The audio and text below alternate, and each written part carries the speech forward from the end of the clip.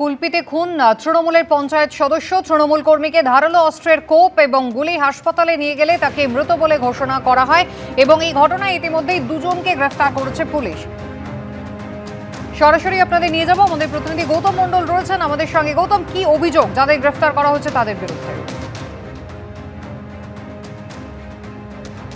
দেখো কুসুমিতা, এটা দৌলতপুর গ্রাম। এই দৌলতপুর গ্রাম কুলপি ব্লকের মধ্যে পড়ে দক্ষিণ গাজীপুর গ্রাম পঞ্চায়েত। এই যে এলাকাটা আমি এখন দাঁড়িয়ে রয়েছি, ঠিক এই জায়গা কাল 7টার সময় নুরুদ্দিন হালদার, এইখানকার পঞ্চায়েত সদস্য, তিনি যাচ্ছিলেন, সাইকেল নিয়ে যায় এবং অদূরে একটি মসজিদ রয়েছে, সেখানে নামাজ পড়ার জন্য তিনি যাচ্ছিলেন। 7টা থেকে 7টা 15-র মধ্যে অতর্কিতে অন্ধকার থেকে একটা একদম অন্ধকার এলাকা, চারিদিকে গাছপালা ভর্তি, সেখানে হঠাৎ করে 5 থেকে 6 জনের দুষ্কৃতী দল তাকে ঘিরে ধরার পর তাদেরকে ঘিরে ধরার পর এলোপাতাড়ি কোপাতে থাকে। এলোপাতাড়ি কোপানোর পর তারপরে বোমাবাজি করা হয়, গুলি চালানো হয়।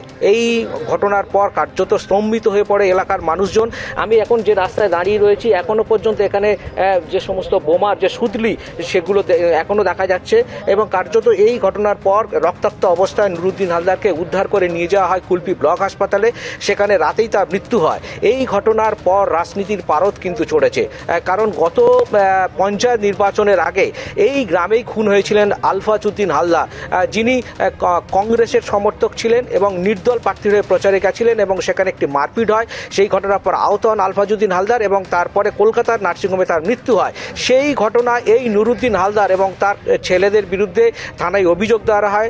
নুরুদ্দিন হালদারের ছেলেরা গ্রেপ্তার হয়েছিল, পরবর্তীকালে তারা জামিনে মুক্ত আছে, কিন্তু সেই কেস এখনো ট্রায়াল চলছে। এই ঘটনার আবহে প্রায় 1 থেকে 1.5 বছরের মাথায় নুরুদ্দিন হালদার খুন হয়ে গেলেন এবং নৃশংসভাবে খুন হয়ে গেলেন।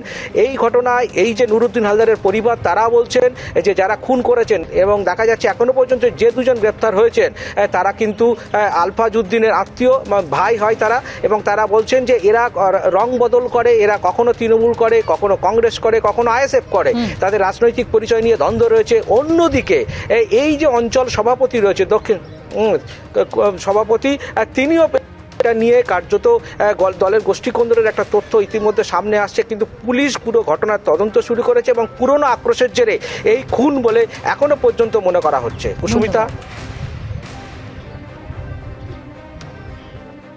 সমবায় সংঘর্ষে নন্দীগ্রামে খুন তৃণমূল কর্মী। গতকাল রাতে বাড়িতে ঢুকে তৃণমূল কর্মীকে কুপিয়ে খুন করা হয়। বিজেপির বিরুদ্ধে হামলার অভিযোগ শাসক দলের। কথা বলবো, আমাদের প্রতিনিধি বিটন চক্রবর্তী রয়েছেন আমাদের সঙ্গে। বিটন, কি ঘটেছে? জানতে পেরেছি আমরা যে তুমি জানো যে গতকাল সমবায় জোটকে কেন্দ্র করে কিন্তু সকাল থেকে দফায় দফায় সংঘর্ষের চেহারা নেয় এই নন্দীগ্রামের 1 নম্বর ব্লকের বিভিন্ন এলাকা, এবং তুমি দেখেছো যে সেখানে রড মাছ নিয়ে যেরকম ভাবে মারপিট, সেক্ষেত্রে বোমাবাজি কিছুই বাদ যায়নি। একই রকম ভাবে কিন্তু ফল বেরোনোর পর সেই সংঘর্ষ বাড়ে এবং সন্ধ্যের পর থেকে কিন্তু দফায় দফায় বিজেপি এবং তৃণমূলের মধ্যে সংঘর্ষ তৈরি হয়। এবং তৃণমূলের পক্ষ থেকে যেটা অভিযোগ করে বলা হয়েছে যে বিষ্ণুপদ মণ্ডল, কালীচরণপুর গ্রাম পঞ্চায়েত এলাকার বাসিন্দা, তিনি যখন রাত্রিবেলা তার বাড়িতে ছিলেন, সেই বাড়িতে গিয়ে হামলা চালায় বিজেপি সমর্থিত বেশ কিছু লোকজন, এবং তারা কিন্তু ধারালো অস্ত্র দিয়ে আঘাত করে এবং তাকে আশঙ্কাজনক অবস্থায় তমলুকের যে কামরুলপুর মেডিকেল কলেজ হাসপাতালও রয়েছে সেখানে ভর্তি করা হলে গভীর রাতে কিন্তু সেখানে তার মৃত্যু হয়।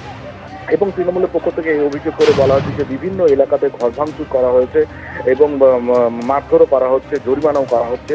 বিজেপির বিরুদ্ধে এই অভিযোগ করা হলো, বিজেপি কিন্তু সেই অভিযোগ অস্বীকার করেছে। তাদের যেটা বক্তব্য যে এর সঙ্গে বিজেপির কোনো সম্পর্ক নেই, এটা তৃণমূল কংগ্রেসের আভ্যন্তরীণ বিষয়। এবং তাৎপর্যপূর্ণভাবে তোমাকে যে বিষয়টি জানিয়ে রাখি যে মোট যে 69টি আসনের গতকাল ভোট হয়েছিল তমলুকের এই সমবায় ব্যাংকের, সেখানে কিন্তু 56টি আসনে জয়লাভ করেছে তৃণমূল কংগ্রেস এবং 13টি আসন দিয়েছে বিজেপি সমর্থিত যারা প্রার্থী রয়েছে তাদের ঝুলিতে। কিন্তু তাৎপর্যপূর্ণভাবে এই নন্দীগ্রাম 1 নম্বর ব্লকের যে 7টি আসন রয়েছে, সেই 7টি আসনে কিন্তু জয়লাভ করেছে বিজেপি সমর্থিত প্রার্থীরা। ফলে তৃণমূল কংগ্রেস যেটা অভিযোগ করছে যে নন্দীগ্রাম 1 নম্বর ব্লকে বিজেপির কর্মীরা জয়লাভ করার পর কিন্তু এরকম ভাবে তাণ্ডব তারা চালিয়েছে, যদিও সেই অভিযোগ অস্বীকার করেছে কিন্তু স্থানীয় বিজেপি নেতৃত্ব। ধন্যবাদ।